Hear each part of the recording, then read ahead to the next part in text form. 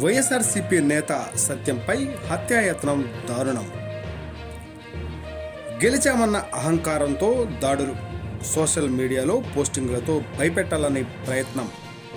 వీటికి ఎమ్మెల్యే నాదెండ్ల మనోహర్ది బాధ్యత.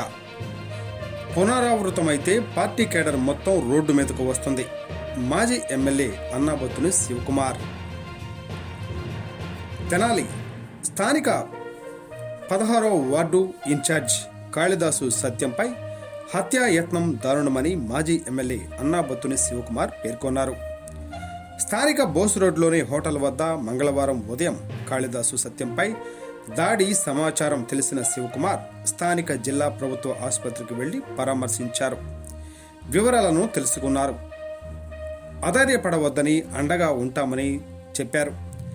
ఆసుపత్రి ఆవరణలో మీడియాతో మాట్లాడారు.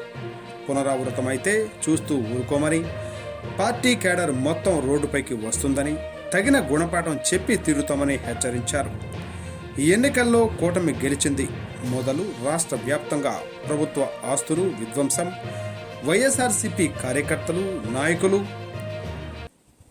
పై దౌర్జన్యాలకు, దాడులకు దిగటం రాష్ట్ర ప్రజలు చూస్తూనే ఉన్నారని అన్నారు.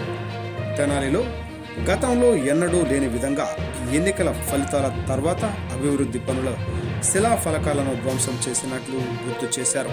అయినప్పటికీ సంవయనం పాటించాల్సినదిగా కార్యకర్తలకు సూచించినట్లు తెలిపారు.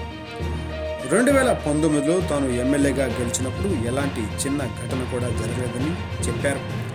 ఈరోజు వ్యక్తులను, తమ పార్టీ నాయకులను చంపడానికి బరి తెగించారంటే ఎవరు బాధ్యులని శివకుమార్ ప్రశ్నించారు. ఎన్నికల్లో గెలిచామన్న అహంకారంతో ఇవన్నీ చేస్తున్నారని ఆరోపించారు. సోషల్ మీడియాలోనూ రెచ్చగొట్టే పోస్టులు పెడుతూ భయపెట్టాలని చూస్తున్నారని చెప్పారు. గెలిచిన ఎమ్మెల్యే, మాజీ ఎమ్మెల్యేకు తెలియకుండా దిగువ కేడర్ ఎలాంటి చర్యలకు పాల్పడుతున్నారని భావించి సంవయనం పాటించాలని చెబుతూ వచ్చానని శివకుమార్ అన్నారు. స్థానిక ఎమ్మెల్యే నాదెండ్ల మనోహర్ తెలిసి ఉండకపోవచ్చన్నారు. ఏదేమైనా ఈ రకమైన సంస్కృతి వెంటనే అరికట్టాల్సిన బాధ్యత ఆయనపై ఉందన్నారు. హత్యాయత్నం చేసిన నిందితుడిని